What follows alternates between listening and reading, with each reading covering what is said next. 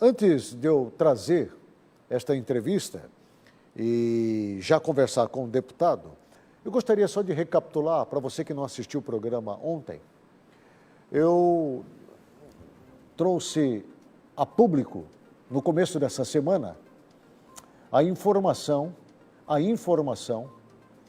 de que a Assembleia Legislativa teria aprovado. Pode colocar as imagens aqui para mim? Isso. Né? Pode trazer isso aqui. Isso. Pode deixar essas imagens para mim. Aqui. Ontem eu falei que, no início da semana, eu trouxe a informação de que a Assembleia Legislativa teria conferido o título de cidadão mato-grossense para os dois ministros do Supremo Tribunal Federal, o ex-ministro da Justiça, Flávio Dino, e o ministro do Supremo Tribunal Federal, Alexandre de Moraes. E, obviamente, você viu a nossa indignação exatamente por não entender o porquê que a Assembleia Legislativa teria feito aquilo ali. Pois muito bem, ontem eu trouxe a situação de forma um pouco mais esclarecida quando eu coloquei a fala do Catani aqui, explicando, ou pelo menos tentando explicar, o que havia acontecido. Tem um trechinho dessa fala aí para mim? Por favor, se você conseguir resgatar ontem essa fala. Certo. E também o documento de registro desta homenagem aprovada e assinada na Assembleia Legislativa. Isso. Essa fala. Traz para mim um trecho dessa fala, por favor, do deputado Catani. Eu gostaria... E aqui nós temos que ler as atas e aprová-las, porém, antes de mais nada, na abertura da comissão, eu quero trazer aqui um assunto que se tornou polêmico no dia de ontem, quando nós soubemos através da mídia do nosso estado que foram aprovadas duas honrarias a dois ministros através dessa comissão. Eu quero esclarecer aqui que essa comissão não se reuniu esse ano, essa é a primeira reunião ordinária dessa comissão e, portanto, essas votações não passaram pela comissão. Né? Pode voltar para mim, obrigado. Enfim, olha que situação que aconteceu dentro da Casa de Leis do Estado de Mato Grosso. Mário, você vem comigo lá, por favor? Tá? Eu quero até pegar aqui, sair aqui um pouco de cena. Isso, me acompanha aqui, Mário, por gentileza. Eu quero até sair aqui por cena, porque eu tenho aqui muitos assuntos para tratar com o deputado Catani, e ele já está aqui. Deputado, só pode ficar sentado, um prazer tê-lo aqui conosco, muito obrigado. Pela primeira vez, Gilberto Catani, do PL, aqui no programa Passando a Limpo, né? E eu já tive a oportunidade de conversar um pouco com o deputado Catani antes do programa, e ficou visível para mim, Catani, a sua surpresa, assim como eu fiz questão de registrar novamente a sua fala ontem na Assembleia Legislativa. Muito boa noite, obrigado pela sua presença. Boa noite, Agnello. Eu que agradeço imensamente a oportunidade. É sempre um prazer poder falar das ações que a gente faz na Assembleia Legislativa. Foi uma surpresa para você essa atitude dos seus colegas parlamentares, em especial o deputado Valdir Barranco, do PT, e o deputado Juca, do Guaraná, do MDB, eles que propuseram esta honraria a esses dois ministros do Supremo Tribunal Federal? Foi uma surpresa porque nós recebemos da mídia a informação de que se tinha feito essas honrarias e que já estava sendo, já tínhamos aí a publicação no Diário Oficial da Assembleia. Né? Então, logicamente, foi sim uma surpresa, o que nos levou a ter aí uma enxurrada de ligações, de mensagens da população em cima de nós. Né? Os deputados, alguns deles até confessando que precisavam, correram na lista da comissão para ver se os nomes deles estavam na comissão, né? Tanto era a cobrança da população.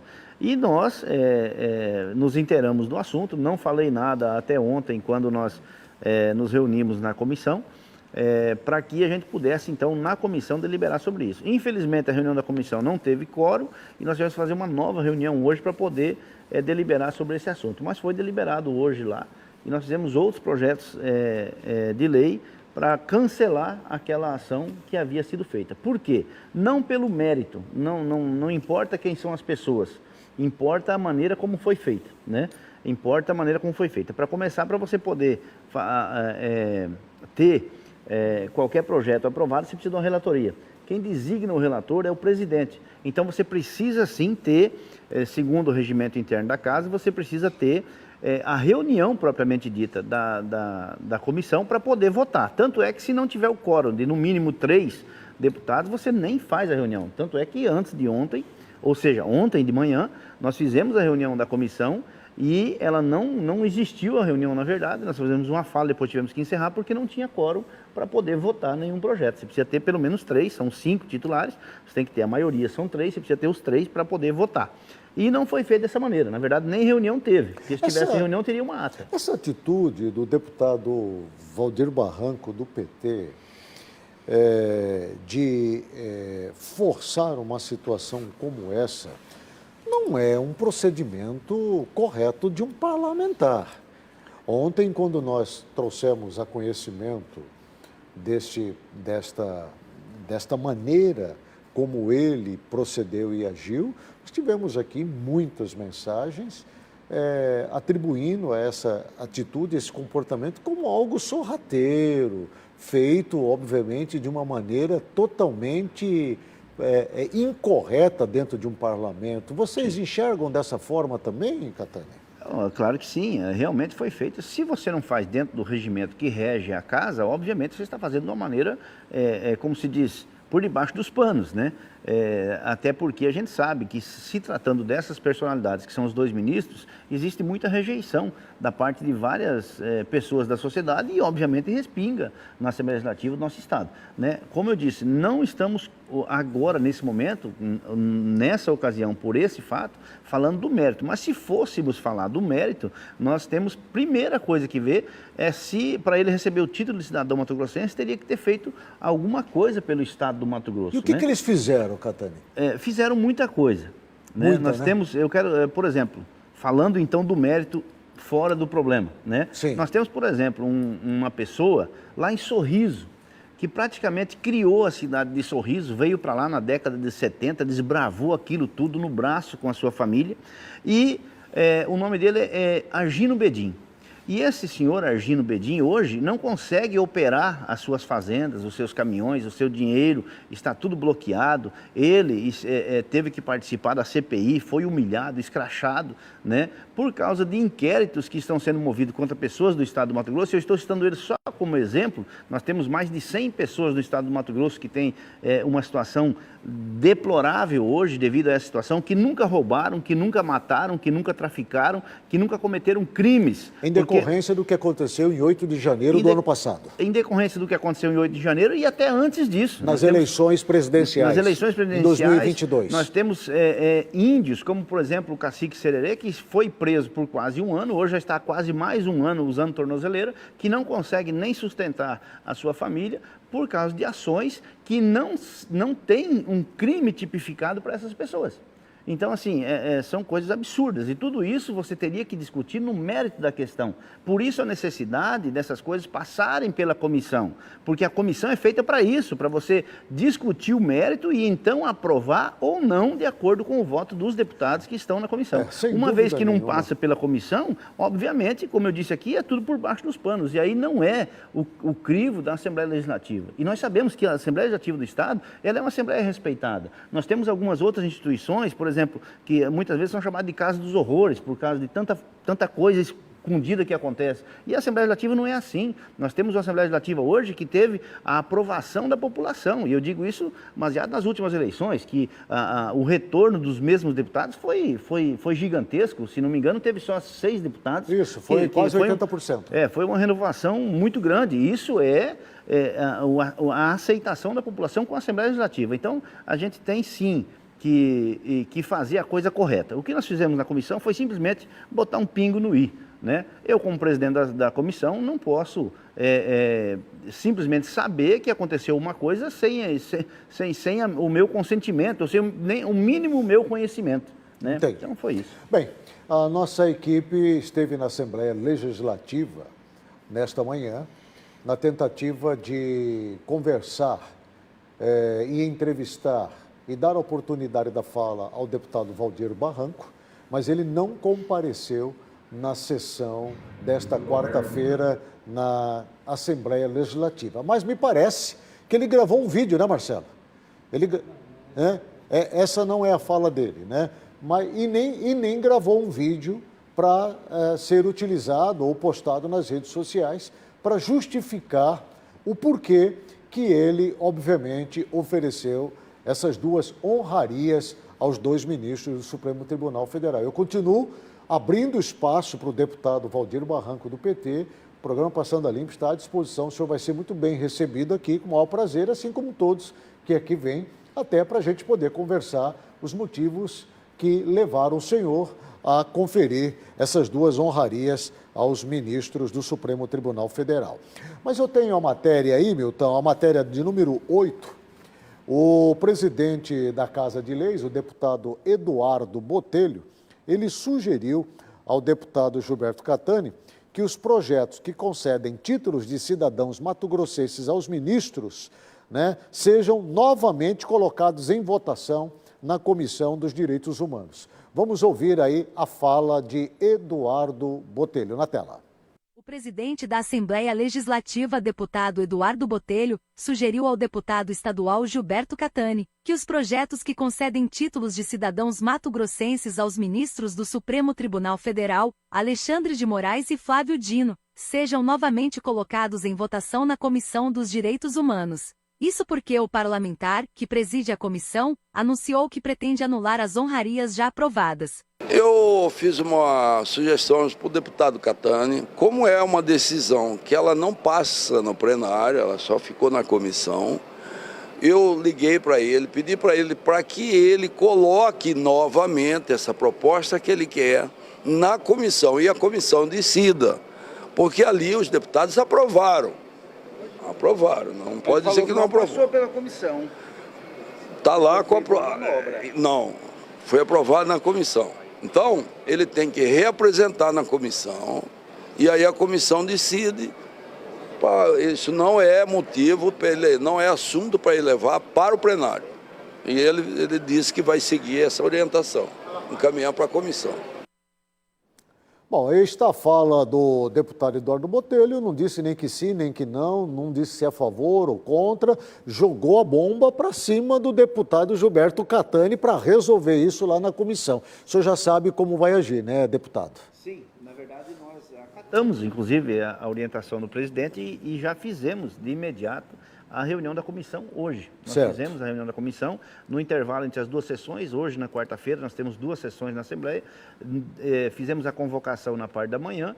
No intervalo das duas, nós reunimos a comissão na antessala do plenário, que é legítimo, está no regimento. Fizemos tudo de acordo com o regimento e apresentamos, então,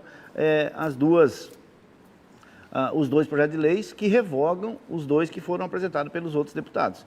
Para que não houvesse, eu concordo com o Eduardo Botelho, para que não houvesse aquela celeuma dentro da Assembleia Legislativa, né, evitar aí maiores confusões e tudo mais, a gente fez sim pela comissão e é o correto fazer pela comissão, é um problema da comissão e a comissão resolveu esse problema hoje. E digo aqui de pronto, os deputados têm o direito de pedir honrarias a quem eles quiserem. Né? Se quiser pedir até para o Marcola, pode pedir, não tem problema. É um direito do deputado. E ele pode fazer isso na comissão, mas tem que fazer da maneira correta. Tem que ter a reunião da comissão para que os deputados deliberem e votem na comissão. Tem que ter uma relatoria, tem que discutir isso daí. Sem isso, aí é atropelar realmente o processo legal, o trâmite legal dentro da Casa de Leis. Exatamente. Falando em Barranco, o deputado Valdir Barranco afirmou que o governo do estado de Mato Grosso é culpado pelo atraso das licenças necessárias para as obras que prometem resolver os deslizamentos no Portão do Inferno. Ele fez essa fala nas redes sociais. Vamos ouvi-lo. Vídeo publicado em suas redes sociais, O deputado estadual Valdir Barranco do PT afirmou que o governo do estado é o culpado pelo atraso das licenças necessárias para as obras que prometem resolver os deslizamentos no Portão do Inferno em Chapada dos Guimarães. Segundo o parlamentar, todo o processo de licenciamento poderia ser feito pela própria SEMA, caso o estado não tivesse perdido a competência ambiental do parque em 2023. O deputado disse ainda que o Poder Executivo não renovou a autorização, que vigorava desde 2017. Estou passando aqui para falar um pouquinho sobre essa empáfia do governo do estado, governador, mas sobretudo nesses últimos dias, do vice-governador Otaviano Pivetta, quando ele quer dizer que o governo do estado é super competente e que o governo do presidente Lula é incompetente. Isso é berrante para gado bolsonarista, né? Eu quero dizer o seguinte, notadamente sobre o Portão do Inferno, acabei de assistir aqui uma entrevista do Otaviano Pivetta, onde ele disse que está perdendo a paciência já com o IBAMA, com o governo federal, com a morosidade destes órgãos. Pois bem, ele demorou para perder a paciência, porque não sei se vocês sabem, mas a delegação de competência, a atribuição de fazer a gestão sobre as questões ambientais do Parque Nacional de Chapada dos Guimarães ficou delegada para o governo do estado, para a SEMA, de 2017 até o ano de 2023, até o ano passado, quase o final do ano. E por que é que eles não fizeram o trabalho deles em 6 anos em que a responsabilidade era deles? No final, eles deixaram perder o prazo, não requereram o aditamento do prazo para continuarem sendo os responsáveis, o estado sendo responsável por tudo que se diz respeito às questões ambientais do Parque Nacional da Chapada dos Guimarães. Eles achavam que teria o certame licitatório, que o estado ganharia, faria a gestão do parque, e aí perderam, né? Perderam a licitação e não fizeram então o requerimento, e agora ficam aí com essas conversinhas fiadas, esses mimimis, tiveram 6 anos para fazer, sob a responsabilidade deles, e não o fizeram. Então vamos parar com isso. Esse governo do estado é um governo cheio de problemas, é um governo repleto de corrupção, a saúde está um caos em todo o estado, muita corrupção, 2 operações já da Polícia Civil, da Operação Espelho, e agora essas operações, o Ministério Público Estadual encaminhou para o Ministério Público Federal, que vai cuidar disso, porque envolve também recursos federais. Então vamos parar com essa conversa. O governo do presidente Lula, o Rodrigo Agostinho, assumiu a responsabilidade e o compromisso, a área técnica fará a... Bem, aí está a fala do deputado Valdir Barranco, em decorrência de uma fala anterior do governador em exercício, o Otaviano Pivetta, quando ele disse que a paciência já se esgotou com relação à demora da aprovação por parte da licença através da CMBio. Né? E o deputado Barranco ataca duramente o governo do estado, acusando o governo do estado, Catani, de ser o responsável por toda essa demora.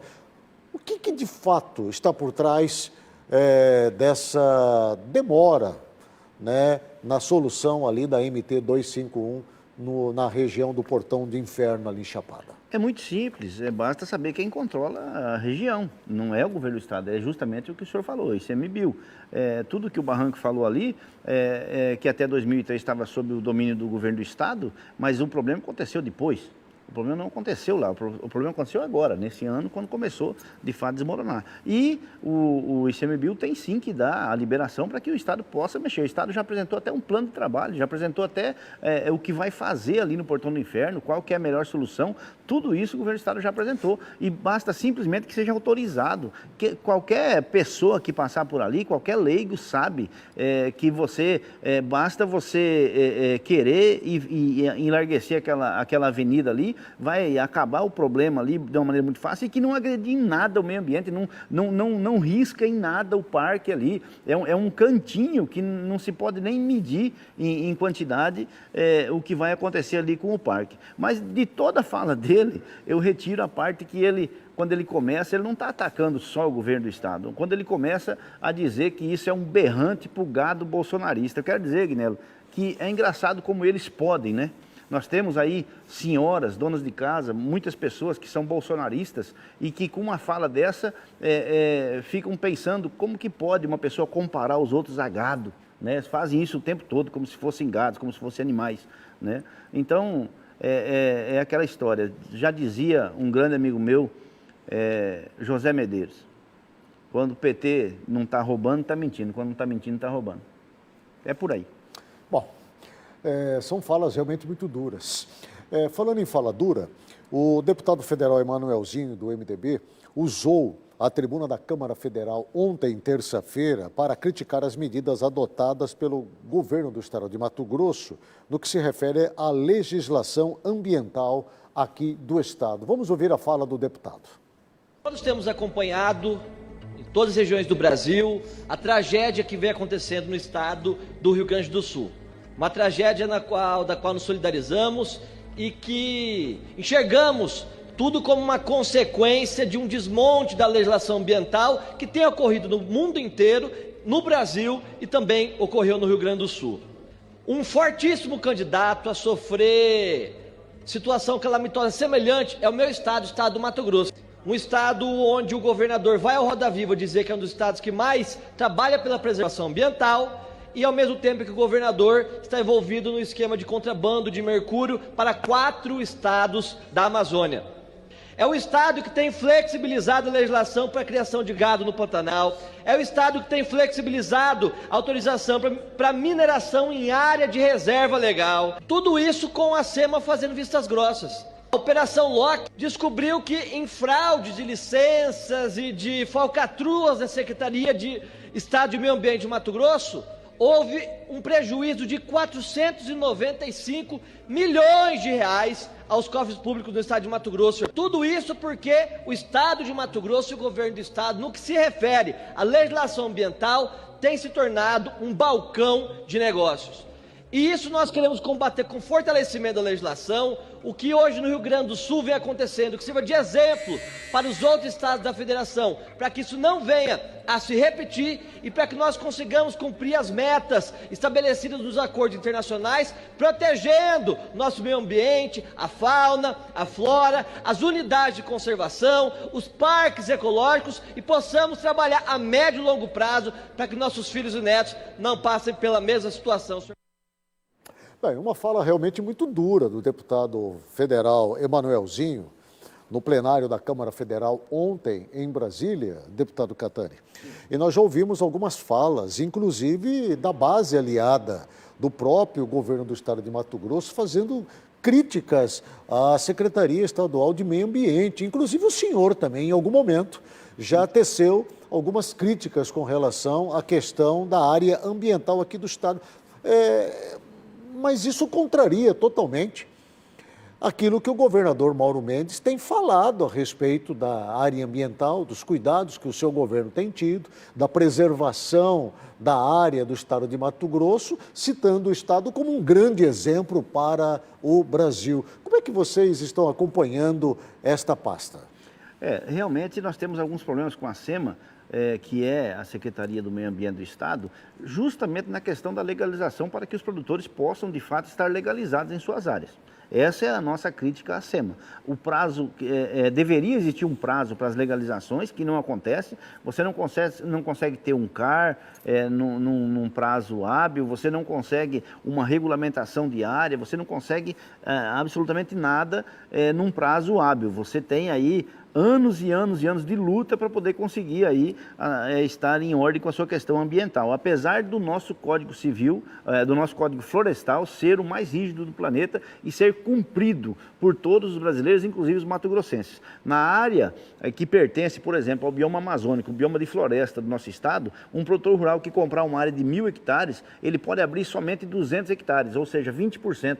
80% ele tem que manter em pé e preservado. E ele é cobrado civil e criminalmente se alguma coisa acontecer com aquela reserva. Ou seja, se pegar fogo, o responsável é ele. Se alguém for caçar lá, o responsável é ele. Quando essa fala do deputado Emanuelzinho vem à tona, falando de acordos internacionais e isso e aquilo, que é onde todos se baseiam para tentar barrar a grande locomotiva do nosso país, que é o agronegócio, e cita o Rio Grande do Sul como um exemplo, eu fico preocupado. Pelo seguinte, eu mostrei na Assembleia Legislativa, quando um outro deputado falou sobre essa questão da mudança climática e toda essa balela que usam para tentar restringir o nosso agronegócio, eu mostrei uma imagem de 1941, quando as águas lá do Rio Grande do Sul subiram ainda mais do que agora. E existe inclusive um livro chamado A Enchente de 41, eu até indico para que as pessoas leiam, para que se atentem a esse fato. Essa mudança climática está acontecendo agora ou ela já acontecia em 1941, quando aconteceu essa enchente? Entre outras que aconteceram no Rio Grande do Sul e acontecem no mundo todo. O que acontece é que as pessoas pegam um caso isolado e tentam enfiar a goela abaixo questões internacionais e acordos internacionais que não estão nem aí para o meio ambiente. Porque se eles estivessem preocupados com o meio ambiente, eles teriam cuidado do meio ambiente deles, que já destruíram tudo. Outra coisa, eu faço um desafio, fiz hoje esse desafio na tribuna da Assembleia Legislativa.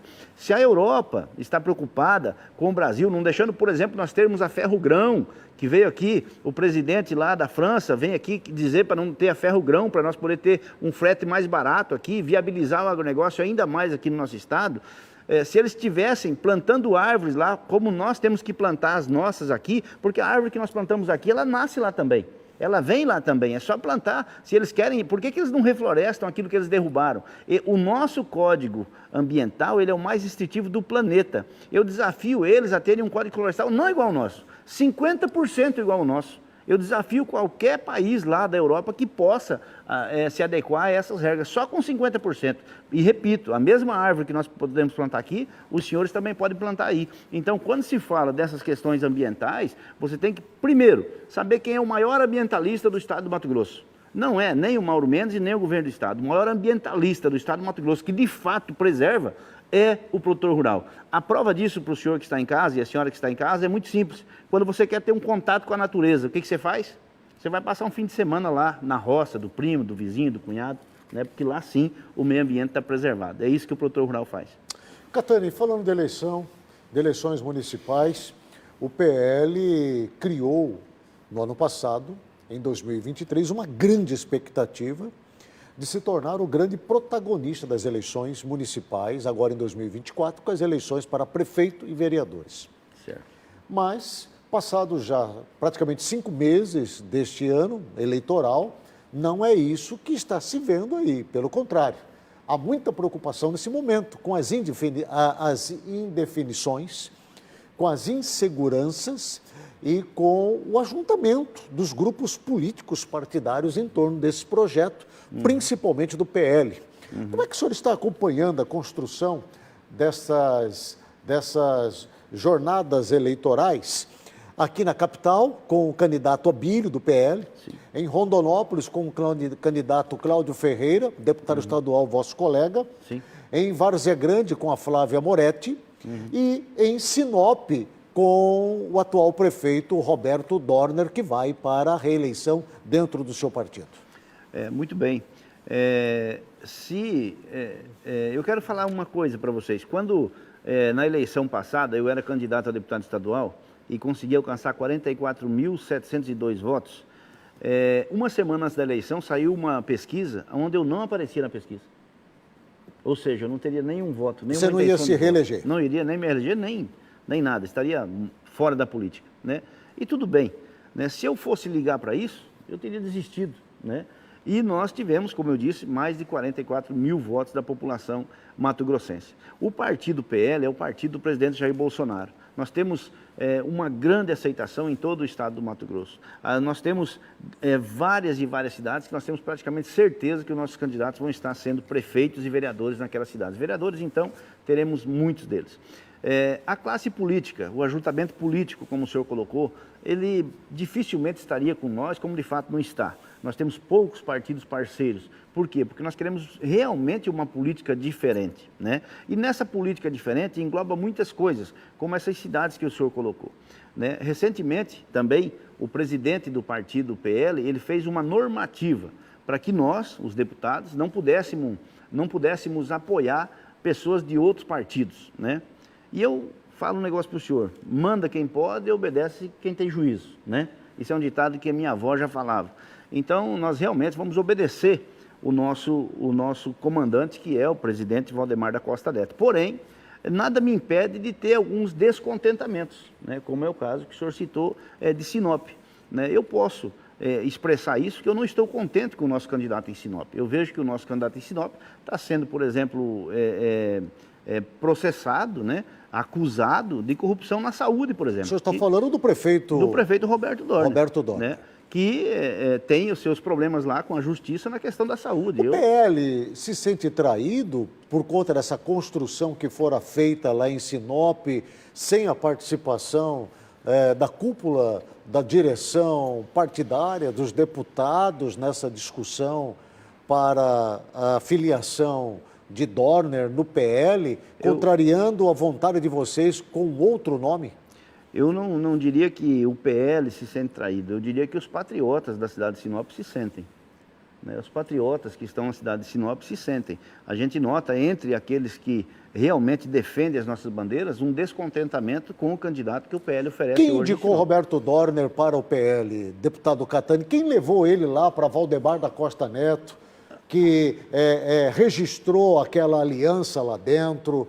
Quem foi esse responsável? Nós participamos de uma reunião com o Valdemar da Costa Neto, eu posso esquecer alguns nomes, mas estávamos eu, o senador Wellington Fagundes, deputado José Medeiros, Ananias Filho, a deputada Amália, como eu disse, posso esquecer alguns nomes aqui. Nós estávamos todos numa reunião e estava também a Rosana Martinelli. O presidente Valdemar da Costa Neto deixou muito claro para nós que ele ia tomar uma atitude. E ele falou, a minha atitude eu vou fazer o que a Rosana Martinelli quiser. E aí, todos nós falamos, né? Todos nós arguímos lá com o nosso presidente. Certo. E aí depois ele falou, olha, então tá bom, todos vocês falaram, eu vou agora ouvir a pessoa que eu vou decidir o que eu vou fazer. A Rosana Martinelli. A Rosana Martinelli. E aí ele pediu para que nós saíssemos da sala, nós saímos, ficaram os dois, né? Lá e... Só os dois na sala? Só os dois na sala. E quando a Rosana Martinelli saiu, o presidente anunciou que a Rosana Martinelli tinha aceitado que o candidato seria o Dorner. Essa é a reunião que eu participei. Mas vocês não participaram dessa decisão? Então foi uma decisão unilateral? Não, nós participamos da opinião. Sim, então foi uma decisão unilateral? Foi uma decisão que, na verdade... Monocrática? Eu acredito que foi justa. Porque a presidente do PL em Sinop é a Rosana Martinelli. Mas a Rosana Martinelli queria disputar as eleições na prefeitura de Sinop. E tanto o que levou ela a desistir e aceitar a vinda de Dorner para o PL? Aí só ela vai saber dizer para o senhor. Né? Porque, na verdade, essa questão também foi colocada. Se ela quisesse ser a nossa candidata, seria a nossa candidata.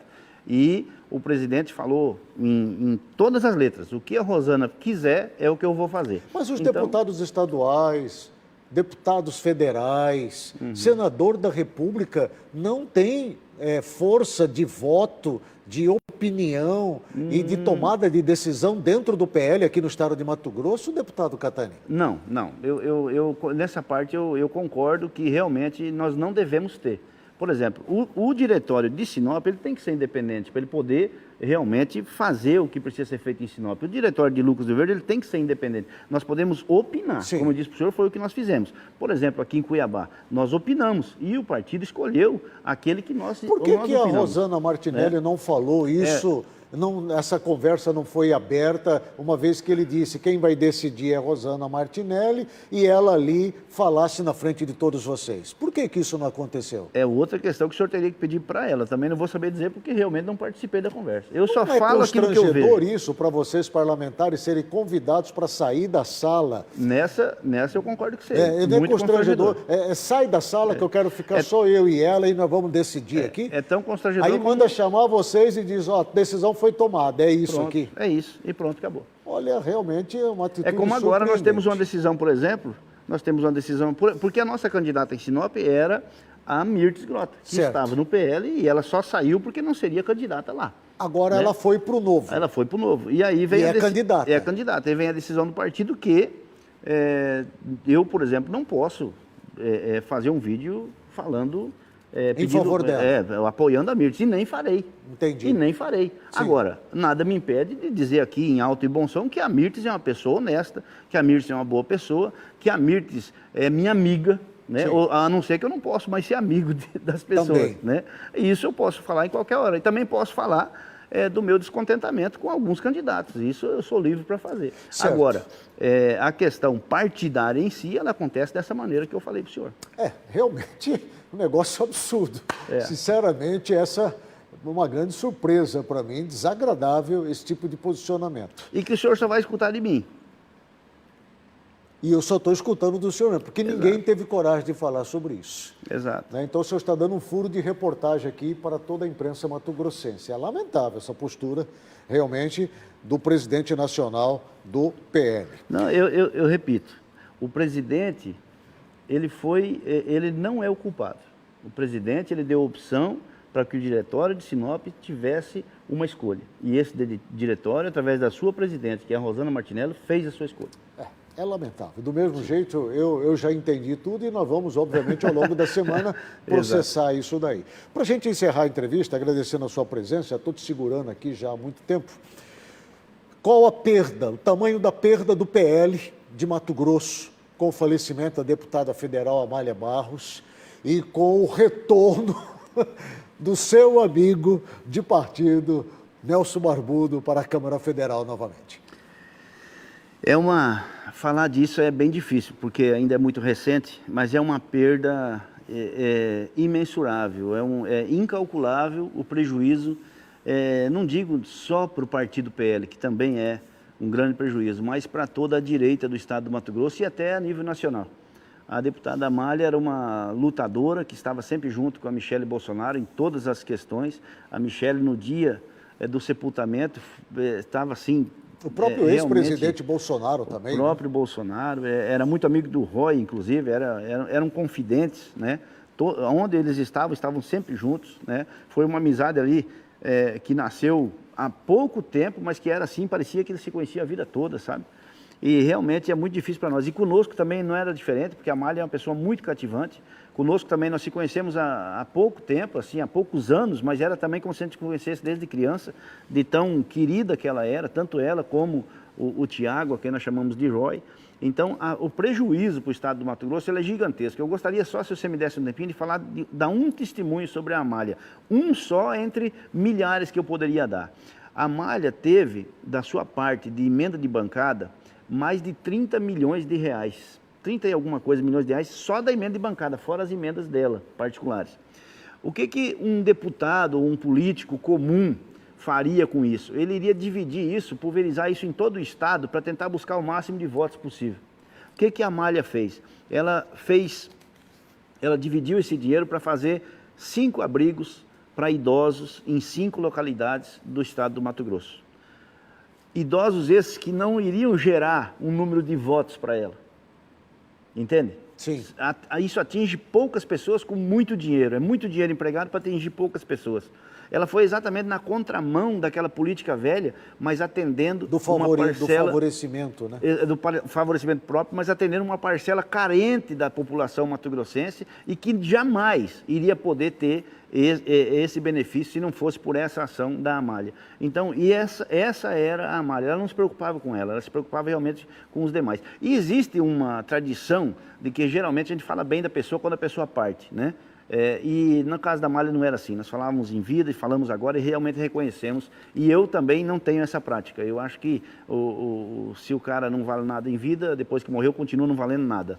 O caso da Amália é o contrário, é uma pessoa extremamente boa, íntegra, uma pessoa que realmente fazia amizade com todos, carismática, enfim, nós perdemos em todas, e extremamente organizada e uma excelente gestora.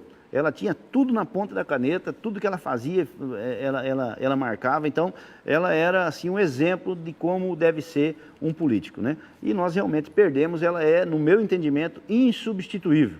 Não tem quem possa tomar o lugar dela. Nelson Barbudo assume a Câmara Federal e eu me lembro bem que quando ele deixou o seu primeiro mandato, ele saiu muito mal.